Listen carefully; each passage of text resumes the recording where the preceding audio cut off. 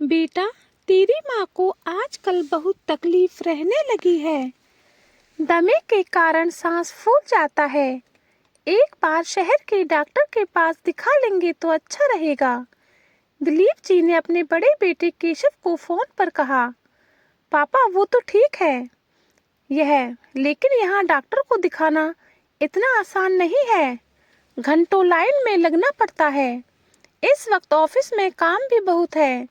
आने जाने का खर्चा और झंझट अलग से। फिर मानो एक बार दिखा भी दिया तो बार बार दवा लेने और चेकअप करवाने के लिए लाते रहो। मैं तो आपकी सुविधा के लिए ही बोल रहा हूँ। आप माधव को क्यों नहीं बोलते? उसका तो अपना बिजनेस है। एक दो दिन का समय निकाल कर माँ को दिखा देगा। केशव ने अपने छोटे भाई पर टालते हुए बात को कहा। एक आशा भरी निगाहों से दिलीप जी ने एक बार फिर फोन की ओर देखा और अपने छोटे बेटे माधव के पास फोन मिला दिया। काफी देर घंटी बजने के बाद माधव ने फोन उठाया। हेलो बेटा, कैसा है तू? और बच्चे और बहू मजे में तो है ना? हाँ पापा, हम सब ठीक हैं। अभी काम का टाइम है तो आप जल्दी बताओ, कुछ काम है क्या? बेटा, वो तेरी माँ की तबीयत आजकल ठीक नहीं रहती। एक बार शहर के डॉक्टर को दिखा लेते तो अच्छा रहता। पापा, आपको तो दूर के ढोल सुहावने लगते हैं।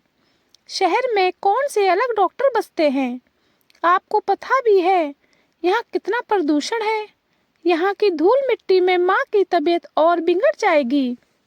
चैन से जहाँ रह रहे हो वहीं रहिए। गांव जैसा माहौल इस शहर में कहाँ मिलेगा? बेटे का दो टूक जवाब सुनकर दिलीप जी चुप रह गए। पास बैठी उनकी पत्नी लीला जी भी फोन पर हुई बातें सुन रही थी। एक माँ तो हमेशा इसी भ्रम में रहती है कि बच्चों की कुछ मजबूरी होगी तभी ऐसा बोल रहे होंगे। पति की आंखों में बेटों के प्रति हताशा देखकर लीला जी ने बात संभालते हुए कहा। जी, वो ठीक ही तो बोल रहा है। वहाँ शहर में रखा ही क्या है? बेचारे जब यहाँ आते हैं तो देखते नहीं कितने कमजोर लगते हैं। वो हमारे बारे में सोच कर ही बोल रहे होंगे। पत्नी की बात सुनकर दिलीप जी लंबी आह भरते हुए बोले। काश हमने भी अपने बारे में कुछ सोचा होता तो आज हमारे बच्चों को हमारे बारे में इतना नहीं सोचना पड़ता। उस वक्त तो बस हमें यही सोच रहती थी कि किसी तरह बच्चे पढ़ लिख लें। जब पढ़ लिख लिए तो उनके कारोबार के लिए जमीन तक बेच दी। रह गया तो बस ये 2 कमरों का छोटा सा मकान। चलो छोड़ो, तुम खड़ी हो जाओ। अभी पास वाले बैद जी के पास दिखा लाता हूँ। अजी, आप यूं ही परेशान हो रहे हैं। थोड़ा थोड़ा बहुत गर्म काढ़ा पी लूंगी तो आराम आ जाएगा। बस तुम्हारी इसी लापरवाही के कारण आज इतनी तकलीफ भोग रही हो। बड़ा डॉक्टर ना सही, जो है कम से कम उसकी दवा तो ले लिया करो। इस बार थोड़ा डांटते हुए दिलीप जी बोले तो लीला जी चुपचाप खड़ी हो गई। कुछ दिनों बाद अचानक से दोनों बेटे और उनका परिवार गांव आ गया। उन्हें देखकर दिलीप जी लीला जी खुश तो होते, लेकिन दिलीप जी के मन में ढेरों सवाल भी उठ रहे थे। कुछ देर तक तो सब ठीक रहा, लेकिन धीरे धीरे केशव और माधव मुद्दे पर आ गए। केशव बोला, पापा, मैं सोच रहा था अब आप दोनों की भी उम्र हो गई है। आपको यूं अकेले छोड़ने का मन नहीं करता।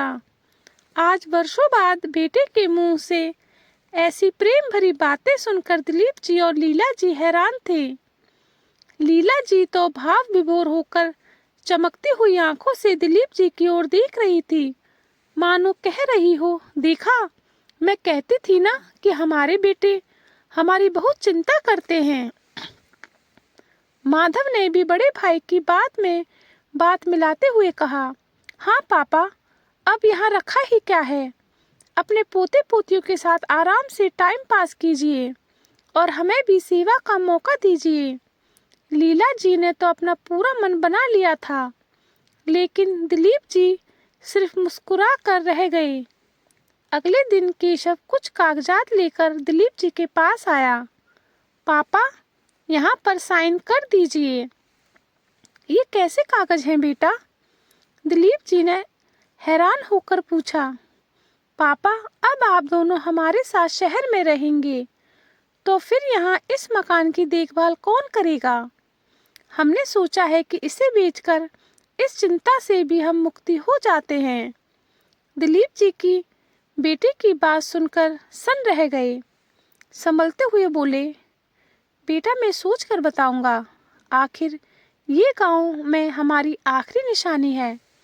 केशव ने अपनी माँ की ओर देखा, जैसे विनती कर रहा हो कि वो पापा को समझाए। रात को लीला जी ने थोड़ी मनुहार करते हुए कहा, जी बच्चे ठीक ही तो बोल रहे हैं। अब बच्चों के साथ रहना है तो यह मकान किस काम का? वैसे भी हमारे बाद ये इन बच्चों का ही तो है। हम थोड़े ही सही अपने साथ कुछ लेकर जाएंगे। दिलीप जी ने बिना कुछ बोले लंबी आह भर कर करवट बदलकर सोने की कोशिश करने लगे। लीला जी को याद आया कि केशव और माधव को गांव का दूध बहुत पसंद है, इसलिए वो दूध गर्म करके बेटे को देने के लिए रसोई में गई। कमरे की तरफ जाते हुए बड़ी बहू के शब्द उनके कानों में पड़े। देखो, मैं अकेले इन दोनों की सेवा करने से रही, तुम ही संभालना अपने माँ बाप को। अरे तुम समझते क्यों नहीं? मकान बेचकर जो पैसे मेरे हिस्से में आएंगे, उससे छत पर 2 कमरे बन जाएंगे। बच्चे भी बड़े हो रहे हैं, तो कमरा उनके काम आ जाएगा। वैसे भी कौन सा ज्यादा दिन ये हमारे पास रहेंगे। 6 महीने माधव के घर भेज देंगे। लीला जी के कदम वहीं जड़ हो गए। दूध के गिलास भी बहुत मुश्किल है उनके हाथों से गिरते गिरते बचे। भारी कदमों से वो माधव के कमरे की ओर मुड़ी। वहां से भी यही आवाजें आ रही थी। तुम्हारी माँ का तो सारा दिन खांसती रहती है। मैं बच्चों को इनके पास भी नहीं जाने दूंगी। पता नहीं कौन सी बीमारी है। और हाँ, इनसे कह देना कि मेरी रसोई में हाथ लगाने की जरूरत नहीं है। यार, तुम्हारा जो मन करे करना, लेकिन अभी चुप रहो। एक बार इस मकान का हिस्सा मिल जाए तो कारोबार को थोड़ा आगे बढ़ाऊंगा, ये सोचा है मैंने। वैसे भी पहले 6 महीने तो ये लोग भैया भाभी के पास ही रहेंगे। लीला जी की आंखों में आंसू ढुलक गए। जिसे वो बच्चों के अपने प्रति फिक्र समझ रही थी, वो तो सिर्फ अपना अपना स्वार्थ देख रहे थे। माता पिता के लिए चिंता तो सिर्फ दिखावा था। भारी कदमों से वो वापस वरामदे में आकर खटिया पर बैठ गई। दिलीप जी, जो अभी तक जाग रहे थे, वापस लीला जी की ओर करवट बदल कर बोले, क्या हुआ भगवान? जाने की खुशी में नींद नहीं आ रही है क्या? जी आप सही कह रहे थे। काश हमने अपने बारे में सोचा होता तो आज बच्चों को हमारे बारे में इतना सोचने की ही जरूरत नहीं पड़ती। कहते हुए लीला जी ने तकिए के नीचे रखे हुए घर के कागजात निकाल कर फाड़ दिए। दिलीप जी हस्तप्रद होकर अपनी पत्नी को देख रहे थे। वो समझ चुके थे कि एक माँ की आंखों पर बंधी पट्टी शायद खुल चुकी है। सुबह जब फटे हुए कागज दोनों बेटों ने देखे तो खींचते हुए वापस शहर लौटने की तैयारी करने लगे। बहुओं की बड़बड़ाहट भी चालू थी। और दिखाओ चिंता, ये लोग अकेले रहने के लायक ही हैं। इस उम्र में भी जमीन जायदाद का मोह नहीं छूटता। दिलीप जी और लीला जी ने जैसे अपने कान बंद कर लिए थे, लेकिन आज उन्होंने एक प्रतिज्ञा जरूर ले ली थी कि आज के बाद कभी अपने बच्चों के मोह में नहीं फंसेंगे। अब अपने जीवन के अंतिम सांस इसी मिट्टी में लेंगे। एक दूजे का हाथ थामे दोनों एक दूजे से वादा कर रहे थे कि अब हम ही एक दूसरे का सहारा हैं। दोस्तों, अगर आपको कहानी अच्छी और लगी हो तो लाइक करें, सब्सक्राइब करें, शेयर करें, कमेंट्स करें। Thank you.